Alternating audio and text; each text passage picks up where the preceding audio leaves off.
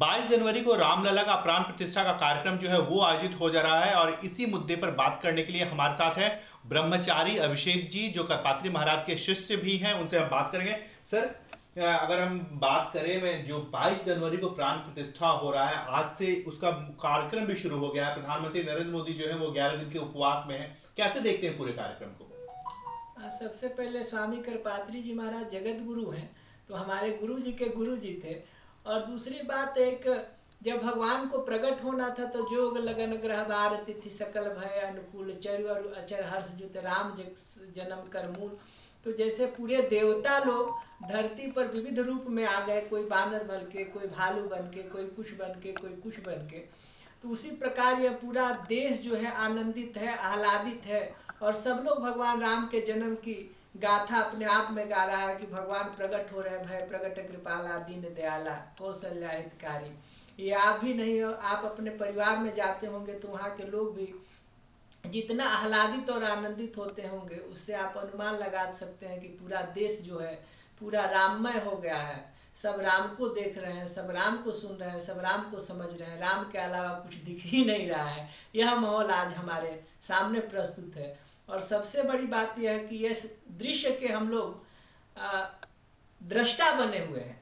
यह हम लोग के लिए बड़े सौभाग्य का विषय है और यह घड़ी जल्दी से जल्दी हम लोग के सामने प्रस्तुत हो। आज तो अनुष्ठान भी शुरू हो गया और माननीय प्रधानमंत्री जी जो 11 दिन का उपवास लिया है, इसके लिए भी उनको साधुवाद है कि वह सनातन परंपरा को सनातन विधि से पालन कर रहे हैं। ये हम लोग के लिए बहुत ही गौरव का क्षण है। सर, अगर हम बात करें स्वामी जी, अगर हम बात करें जिस तरह से आप सनातन परंपरा की बात कर रहे हैं, क्या आपको लगता है कि इस तरह से जो राम भगवान की जो प्रतिमा वहां पर रखी रहेगी, बाल्य की प्रतिमा वहां पर रखी रहेगी, कितना बड़ा सनातन धर्म के लिए एक बेहतरी के काम होगा ये?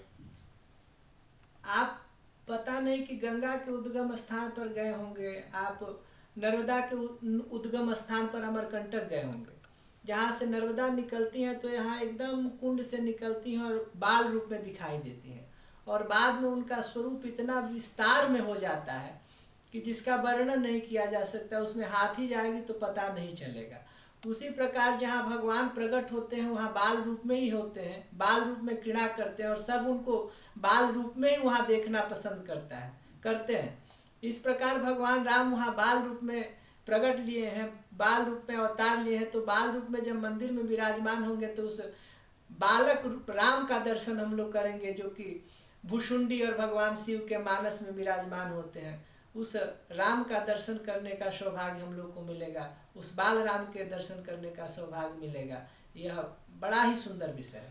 सर, अगर हम इसके साथ साथ बात करें कि करपात्री महाराज जी ने राम मंदिर को लेकर के प्रयास किया था, गोरक्षा को लेकर के प्रयास किया था, इसके बारे में सर हमें बताइएगा। जब राम मंदिर 22-23 दिसंबर के पहले स्वामी करपात्री जी महाराज पाटेश्वरी प्रसाद सिंह जो बलरामपुर स्टेट के राजा हुआ करते थे, उनके यहाँ रुके थे। और वहीं महंत दिग्विजय नाथ भी आए थे और वहीं के नायर जो थे कलेक्टर उस समय के, वो भी आए थे। इन लोगों के महाराज जी ने निर्देश दिया और कहा कि कीर्तन करो, भगवान प्रकट हो जाएंगे। वहीं कीर्तन प्रारंभ हुआ और उसी रात में भगवान उस मंदिर में प्रकट हुए, जिसको विविध रूप में लोग प्रस्तुत करते हैं। परंतु प्रत्यक्षदर्शी जो वहाँ के प्रहरी थे, उन्होंने बताया कि इस प्रकार भगवान प्रकट हुए। तो निश्चित रूप से वहीं प्रकट हुए। और मंदिर के शिल्पकार, रचनाकार और मंदिर के आंदोलन की पृष्ठभूमि के पीछे स्वामी करपात्री जी महाराज को ही हम लोग याद करते हैं। और स्वामी करपात्री जी महाराज सनातन धर्म के कट्टर अनुयायी थे। सनातन धर्म, आज तो देखिए कि प्रधानमंत्री जी भी गौ की पूजा और गौ को खिला रहे हैं। पहले तो लोग इस गौरक्षकों के ऊपर गोली चलवा देते थे। 7 नवंबर 1966 की घटना आपको याद होगी या याद नहीं होगी तो एक बार देखा जाएगा, जब गोरक्षक अहिंसात्मक आंदोलन और ये मांग कर रहे थे कि गोरक्षा बंद हो, उस पर तो अंधाधुंध मिसेस गांधी ने गोली चलवाया। और गोली ही नहीं चलाया, कितने साधु मार दिए गए। सरकारी आंकड़े के अनुसार 250 और इस तरह 5000 10,000 साधुओं को मारा गया, कि राशन तेल डाल के डला दिया गया।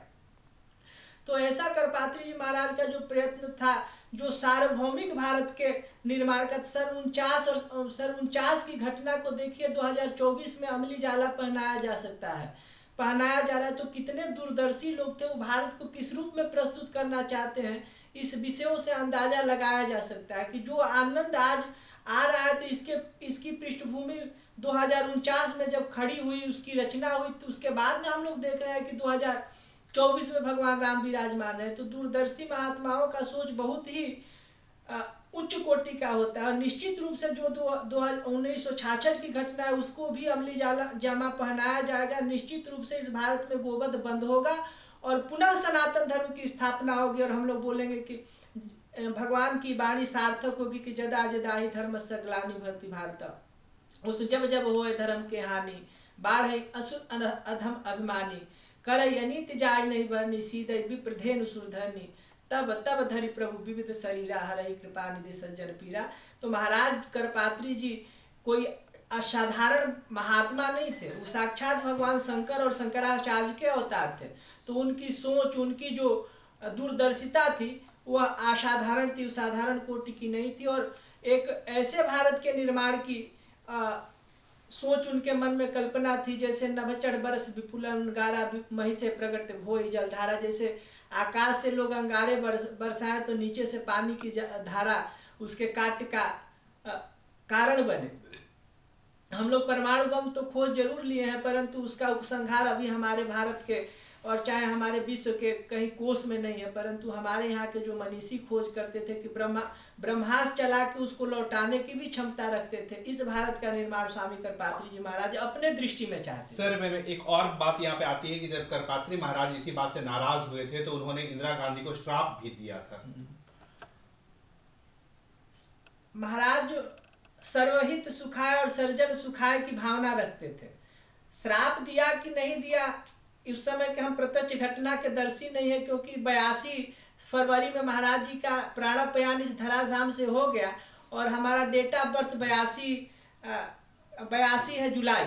तो उस घटनाक्रम के दर्शी नहीं है। परंतु ये बात तो जरूर है कि आप झा जी हैं, सुंदरकांड पढ़ते होंगे, उसमें लिखा है साधु अवज्ञा कर फल ऐसा, जरई नगर अनाथ कर जैसा, साधु अवज्ञा तुरंत भवानी कर कल्याण अखिल के हानि। जो मिसेस गांधी का अंत हुआ उस तरह नहीं होना चाहिए।